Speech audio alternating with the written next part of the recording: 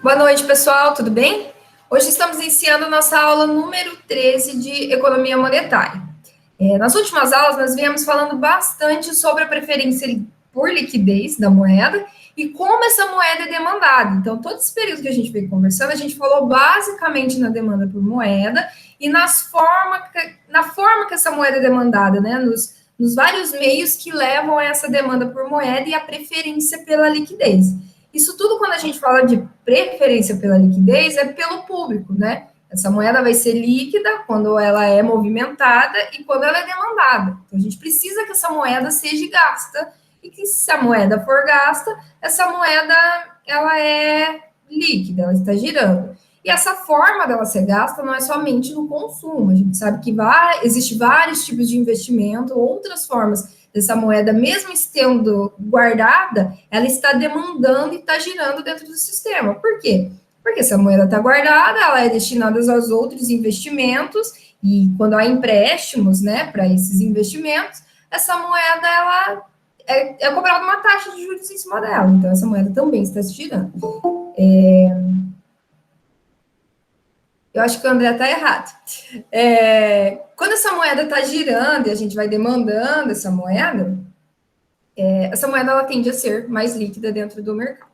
Então, hoje vai ser a última aula nossa falando sobre preferência por liquidez. Então, na próxima aula, a gente vai começar a falar sobre a parte da oferta. Então, já que a gente entendeu todo esse processo de que a moeda é líquida, de como ela vai girando dentro da economia e de suas diferentes formas, a gente vai entrar no lado de pela oferta de moeda. Então, eu vou compartilhar minha tela com vocês para a gente finalizar essa parte de demanda por moeda e por preferência por liquidez, que a gente já vem entendendo e compreendendo de diversas formas.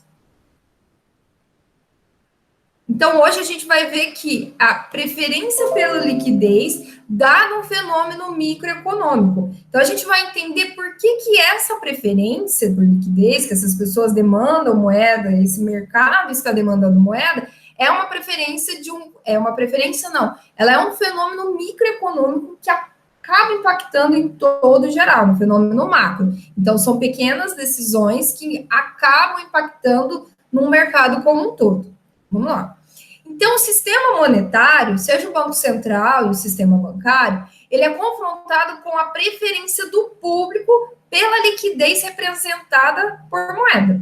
Aparece como um elemento essencial na constituição dessa macroeconomia dos comportamentos, ou microfundamental.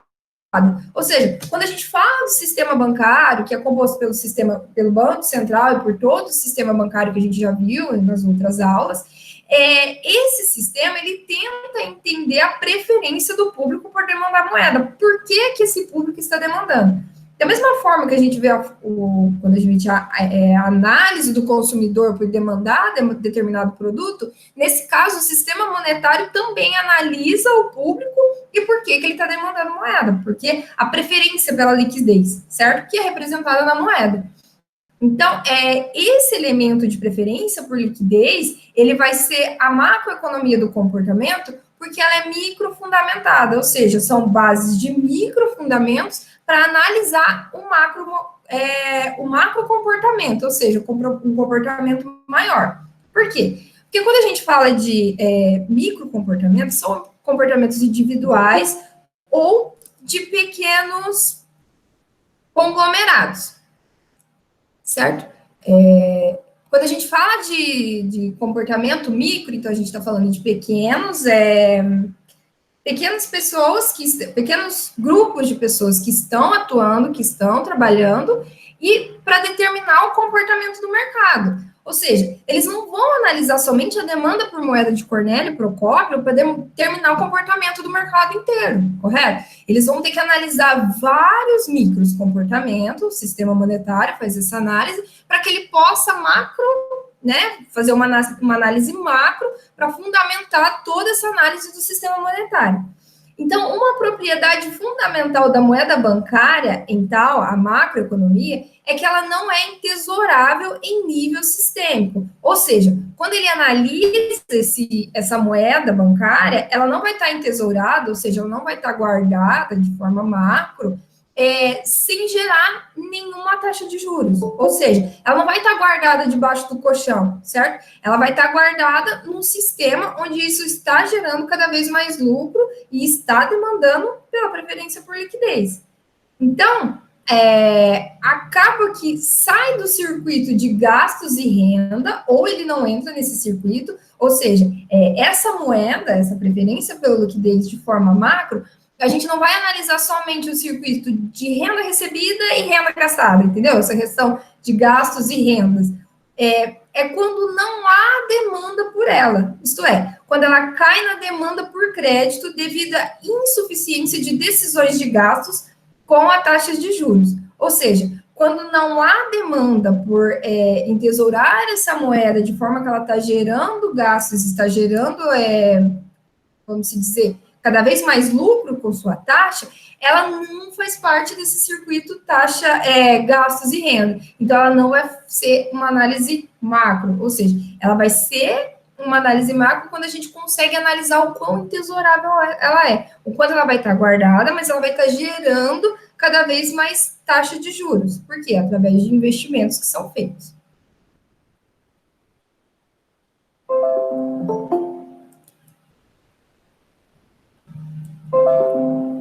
Então, vamos continuar. Então, num dado instante, a moeda bancária, os haveres monetários, exceto papel moeda em poder do público, eles são compostos de depósitos à vista.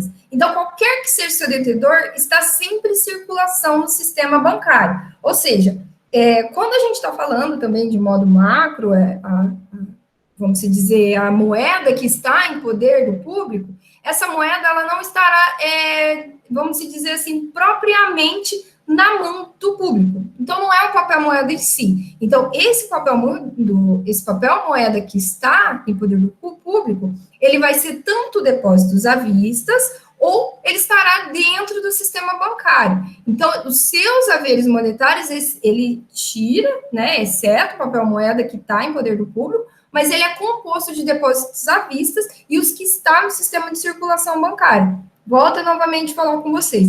Essa moeda que nós estamos falando aqui, que está em poder do público, vai ser a moeda entesourável, vai ser aquela moeda que está guardada e que ela vai estar gerando cada vez mais taxa de juros. Então, assim, a moeda bancária, ela não permanece alojada ociosamente. Então, fora da exigência de reservas compulsórias numa economia monetária de produção. Ou seja, então não é aquela moeda ociosa, não é aquela moeda que está parada e não está gerando nenhum investimento, certo? Tanto que ele fala aqui numa economia monetária de produção. Então, ela deve estar numa economia onde ela está sendo produzida, onde ela está gerando cada vez mais moeda. Ou seja, se você tem 100 reais e você guarda embaixo do seu colchão, você guarda dentro de uma caixinha e não usa para nada, esses 100 reais. Ele está fora do sistema bancário. Por quê? Porque você não está gastando aquela moeda nem está consumindo. E essa moeda também está fora do círculo do gasto e renda que a gente falou anteriormente. Então, essa moeda, quando ela está alojada ociosamente, quando ela não está gerando nenhuma taxa de juro, ela não está gerando nada para a economia da produção. Então, o ideal seria que dentro da preferência por liquidez, numa percepção macro, é que essa moeda seja investida e que essa moeda esteja gerando cada vez mais taxa de juros. Aí sim os investimentos vão ser maiores e o ganho também vai ser maior para a economia. Então, isso resulta que na preferência pela liquidez, ou seja, a preferência por moeda e entesouramento não são similares, salvo se confundir a economia monetária de produção com uma economia puramente de troca de mercadorias, através de uma moeda mercadoria sem o sistema bancário. Então, quando a gente analisa esse ponto de vista, que a gente está falando da moeda que está no sistema bancário, ela é diferente da preferência em demandar moeda e da preferência do entesouramento. Então, foi isso que a gente comentou. Então, ela vai ser diferente da moeda ociosa e ela vai ser diferente da moeda que está no círculo de gasto e renda. Então, é a moeda realmente que vai para o sistema bancário e que faz gerar mais moeda, que é através dos créditos. Então, quando a gente guarda nosso dinheiro, seja na poupança, até o Gideão, a Poli, a Ana, todo mundo, o João, que agora está trabalhando numa rede de investimento, pode até falar melhor que eu. Então, quando você coloca sua moeda, você investe sua moeda dentro do sistema bancário através de investimentos, essa moeda está gerando mais taxa de juros, porque é através de créditos que você está oferecendo para outras pessoas fazerem investimento.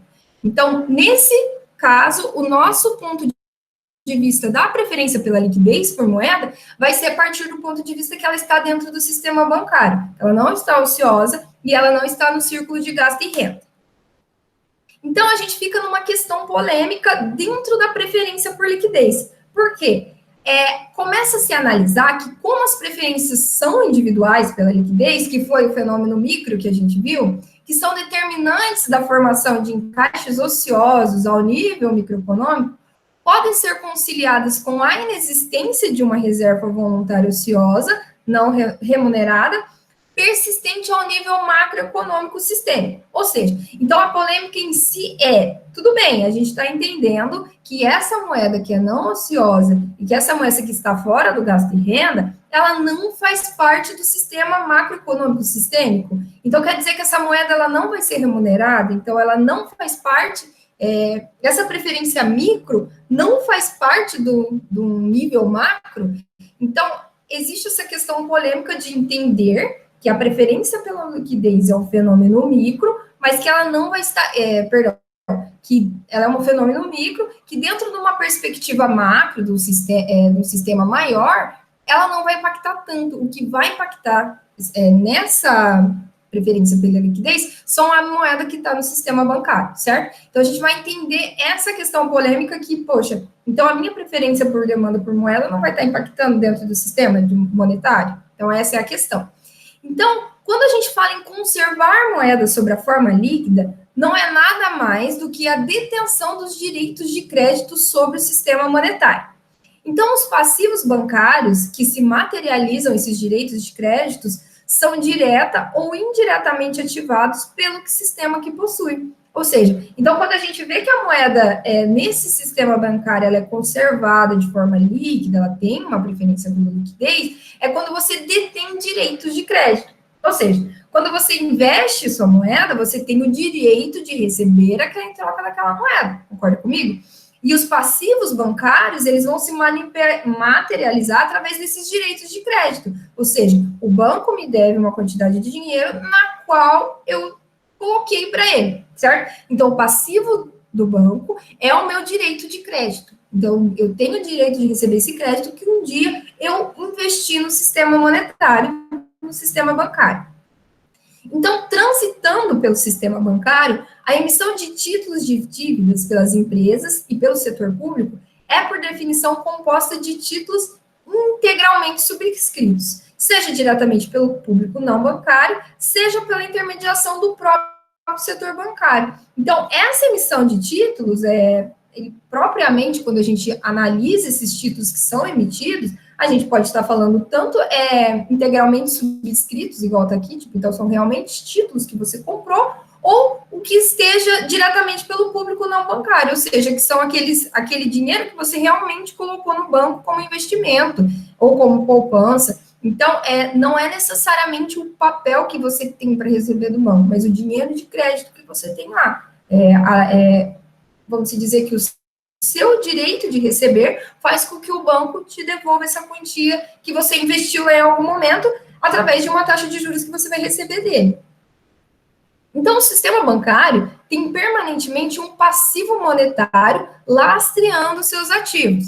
Essa relação que esses ativos é de poder do público, então esse ativo que você investiu no banco está em poder do público, então o seu passivo faz parte dos ativos, né? O passivo do sistema bancário faz parte desses ativos que estão lastreando dentro do sistema monetário. Então, seja em circulação industrial, ou seja, nas carteiras de empréstimos contratados para atender a demanda por gastos extraordinários e para o capital de giro de gastos rotineiros, ou seja, quando esse crédito que foi oferecido ao banco, esse crédito que o banco possui, empresta isso para a circulação industrial, para empresas, ou seja para atender a demanda de gastos, para capital de giro, para fazer investimentos, ou seja, em circulação financeira, que seria nas carteiras de títulos adquirido como contrapartida dos encaixes ociosos individuais pela expectativa de mudança de taxa de juros ou expectativa de que a taxa de juros mudará num determinado sentido. Lembra que a gente estudou nas outras aulas sobre a expectativa, né, quando a gente espera que a taxa de juros no futuro irá aumentar? Então, quando a gente tem essa expectativa, que ela pode acabar gerando armadilha por liquidez, lembra que a gente conversou? Então, essa expectativa que a gente possui, a gente pode colocar os nossos encaixes ociosos, ou seja, o nosso dinheiro que está em poder do público, que não esteja gastando dentro do banco, né, dentro do sistema bancário, para que esses ativos retornem para mim na expectativa que eu vou ganhar juro dele num determinado período, num determinado prazo. Então, os ativos bancários estão em circulação industrial, que são através de créditos, seja também para indústrias ou para pessoa física, né, a gente pode falar, ou seja para a circulação financeira, que quando as pessoas depositam no banco, investem, né, no banco ou numa instituição financeira, que vai receber num dado período de tempo uma taxa de juros futuros, através da expectativa. Então, quando eu falo da demanda por liquidez com fins especulativos, quando a gente fala dessa especulação de que no futuro eu vou estar recebendo uma taxa de juros, a expectativa de que a taxa de juros mudará no determinado sentido, que é os fins especulativos, não encontra sua razão de ser, senão na necessidade de um encaixe monetário disponível temporariamente. Então, aguardando diferenciais de juros entre títulos. Então, quando a gente fala que tem essa demanda por liquidez, quando ela é de fins especulativos, a gente tem esse encaixe disponível temporariamente, ou seja, ele vai estar esperando a diferença do aumento de juros para tentar colocar esse encaixe monetário e estar ganhando cada vez mais. Então, note que dentro da preferência por liquidez, quando eu tenho uma visão macroeconômica, eu estou analisando a moeda, que ela é um ativo dentro do banco, mas ela é um passivo monetário também, porque essa moeda pertence a alguém. E esses ativos, eles estão, seja em circulação industrial, tá? Que são através de empréstimos ou capital de giro, ou seja em circulação financeira, que quando a gente tem essa demanda por liquidez especulativa, esperando que num dado período de tempo nós vamos ganhar uma taxa de juros com esse dinheiro, que é quando eu pego meu dinheiro e coloco em investimentos. Então, o que a gente pode concluir desses pontos, né, que a gente analisou da demanda por liquidez dentro do sistema macroeconômico? Então, a demanda por liquidez para fins especulativos não é em si imediatamente um problema. Então, dentro de uma lógica do circuito monetário, o encaixe ocioso ao nível sistêmico, havendo uma demanda de crédito, reinjeta no fluxo de gastos pelo jogo de intermediação financeira. Ou seja, não é ruim ter essa demanda por liquidez por fins especulativos, mas o importante é que esse encaixe ocioso, essa moeda ociosa, entre no sistema bancário, né, entre no sistema financeiro, para que haja esse fluxo de gastos, né? Ele fala que até o jogo de intermediação financeira. Por quê? Porque eu vou estar emprestando esse dinheiro para o sistema bancário, vou receber uma taxa de juros para isso, e o sistema bancário empresta para outra pessoa que vai pagar uma taxa de juros, seja para investimento, seja para capital de giro.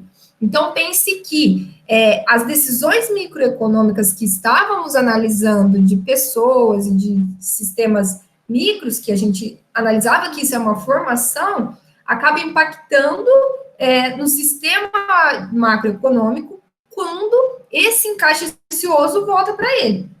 Então, o que a gente pode perceber? Que quando a gente fala em economia monetária e quando essa economia está girando, está crescendo, está diminuindo, eles estão analisando no sistema macro, que é o sistema bancário, que quando ele começa a perceber se está tendo mais crédito bancário, se as pessoas estão tomando mais moeda do banco, ou se as pessoas estão investindo mais. E a partir disso, dessas decisões micro, né, dessa formação microeconômica de cada um, de decidir em poupar ou não, de emprestar ou não, vai impactar no meu sistema macro, entendeu? Então, a função macroeconômica do sistema monetário é assumir o risco constituído por uma demanda inexistente de encaixes especulativos. Por quê? Porque essas pessoas não têm essa especulação de que ela vai estar recebendo uma taxa de juros futuras por colocar a moeda no sistema bancário, então os encaixes especulativos ficam cada vez menor. Ou seja, o banco não vai ter a quantidade de moeda para oferecer com crédito, entendeu? Então, o crédito bancário torna-se mais caro porque a injeção de moeda vai ser cada vez menor. Então, dentro dessa função macro, que é o sistema bancário, ele assume esse risco de moeda especulativa. Então, o sistema bancário precisa assumir esse risco, esperando que as pessoas coloquem moeda, que as pessoas invistam moeda dentro do sistema bancário, correto? Então, se há crise de armadilha de liquidez, que foi que a gente comentou, que é quando o sistema, né, várias pessoas esperam que a taxa de juros aumente, que tem um sistema especulativo, que lá na frente pode acontecer dessa taxa de juros não ser grande, então, quando há essa crise de armadilha de liquidez, quando cai nessa armadilha, no entanto, a alta demanda por encaixe especulativo torna-se um risco crescente inaceitável para os bancos. Por quê? Porque essa armadilha de liquidez pode acontecer que lá no dado período que as pessoas investiram, a taxa de juros não vai ter tão alta. E as pessoas cada vez menos investem seu dinheiro, né, os seus encaixes monetários, dentro do sistema bancário. E isso é um risco muito grande, porque pode chegar lá no futuro, por exemplo, você investiu a sua moeda, vai estar ganhando uma taxa de juros de 1,5. Vamos jogar assim. E vai chegar lá na frente, a taxa de juros não vai estar tão valorizada, a moeda não vai estar valorizada, então o banco vai ter que pagar para você. Então, é um risco que se torna crescente quando ocorre essa armadilha de liquidez. Então, com a economia nessa fase crítica, as perspectivas de lucro são pessimistas. Então, quando há essa fase crítica de armadilha de liquidez, a perspectiva de que haja lucro torna-se muito pequeno. Então, existe o fato da depressão profunda, ou seja, que cai na armadilha de liquidez. Então, os empresários não ficam motivados a tomarem empréstimo e nem as pessoas a investirem. Então, nota que quando a armadilha de liquidez se torna uma depressão profunda, que ela está numa fase mais críticas, os empresários eles não tomam empréstimos para fazer investimentos, porque esses investimentos tornam-se sendo para o momento não aceitável, porque ela pode tomar um crédito para fazer investimento e no futuro ele não vai ter, na especulação, né? Ele especula-se que no futuro ele não vai ter um retorno aceitável com esse crédito emprestado nesse período. Então, os bancos acumulam reservas acima de suas necessidades devido a uma falta de tomador de crédito, a resistência em refinanciar ou mesmo o desejo convencional em manter a liquidez. Depois eu vou perguntar para vocês se vocês perceberam que nesse período de pandemia, nesse período em que estava se diminuindo o consumo, se os tomadores de crédito diminuíram. E por mais que tivesse essa demanda por crédito dentro do sistema bancário, vocês acreditam que isso diminuiu, que era a resistência em tomar crédito, por causa de não estarem motivados a fazer investimento. Eu quero saber se vocês perceberam isso ou não, ok? Então, essa inundação de liquidez, então, quando há muita moeda disponível dentro do sistema bancário, tá, para realizar os créditos, sem remuneração, arrisca afogar o diferencial entre juros recebidos e juros pagos, a razão de ser do lucro bancário, que nada mais foi do que eu comentei anteriormente, que se os juros que eu pago em reter moeda, né, está mais alto que o juro que eu estou recebendo em oferecer moeda dentro do sistema bancário, isso não torna, vamos dizer, não compensa, né? Não torna tão interessante para o sistema bancário. Então, por que ele vai oferecer crédito baixo e pegando moeda a uma taxa muito alta? Então, cai-se dentro da armadilha de liquidez, que é a especulação por moeda. Então, tanto dentro do sistema micro, que são de preferências individuais, para que a gente vá para o sistema macro, que é o sistema bancário, a gente começa a perceber que nada mais é que a especulação, que as pessoas que investem em moeda e tomam moeda, parte do princípio especulativo. E isso tudo advém do sistema micro, né? Por quê? Porque se as pessoas não estão gastando aqui, dentro do fluxo gasto-renda, se as pessoas não estão gastando sua renda, então, por consequência, os empresários não estão motivados a emprestar para fazer investimento, correto? Então, quando a gente falou no começo da preferência por liquidez, é uma formação micro, porque essas decisões que estão fora do sistema bancário e do sistema monetário, que se torna macro, acabam impactando diretamente aquilo que a gente está falando na razão de crédito e débito do sistema bancário. Então, o estado depressivo da economia, quando a economia está em estado ruim, não permite tornar reservas disponíveis levantadas por empréstimos, resultando na criação ampliada por depósitos. Então, aumenta o número de depósito e reduz o crédito oferecido.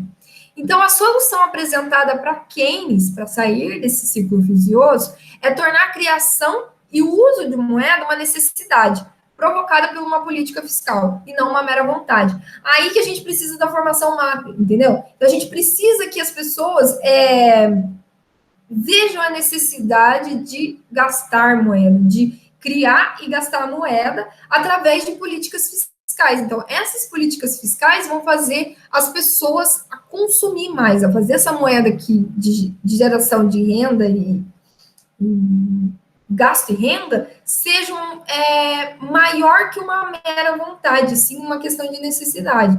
Então, a moeda não deve ser apenas potencialmente ofertada, mas a moeda deve ser gasta. Então, não basta criar moeda, igual a gente está vendo aí. Então, não tem como somente você criar moeda, injetar moeda dentro do sistema bancário, se essa moeda não for gasta. Então, não basta apenas você ofertar. Você precisa ter esse lado, entender esse lado da demanda e ver a necessidade dessa liquidez, dessa preferência, para que ela seja gasta e impacta no sistema bancário e monetário. Então, a lição keynesiana que fica para ser aplicada também em condições normais, quando há heterogeneidade entre as preferências por liquidez dos diversos agentes econômicos. Então, a preferência por liquidez absoluta é uma exceção, porque não é sempre que ocorra. Então, mesmo em condições normais, existe essa necessidade de entender, de criar moeda e tornar ela uma necessidade e não uma mera vontade. Ter esse impulso por gastos, fazer através de políticas fiscais que dentro da economia as pessoas gastem para que impacta no sistema macro. Então, essa preferência por liquidez não consegue ser uma exceção. Ela precisa ser absoluta para que realmente se demande moeda, no caso da teoria apresentada por Keynes.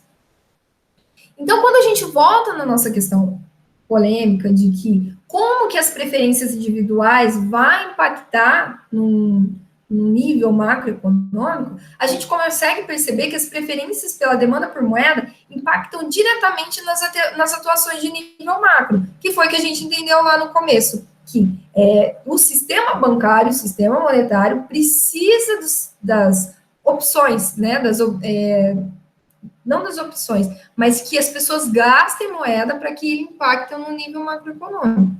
E a opção por transacionar moeda, seja por motivo especulativo, poupança, investimentos, são de pequenos demandantes. Ou seja, essa opção por estar demandando moeda vão ser realmente de decisões micros, que vão estar impactando no sistema macro. Mesmo quando a gente quando formos fazer essa análise macroeconômica, não considerarmos os gastos com renda, esse ciclo, e não considerar a moeda especulativa. Mas temos que entender que esses fatos vão impactar dentro do sistema bancário.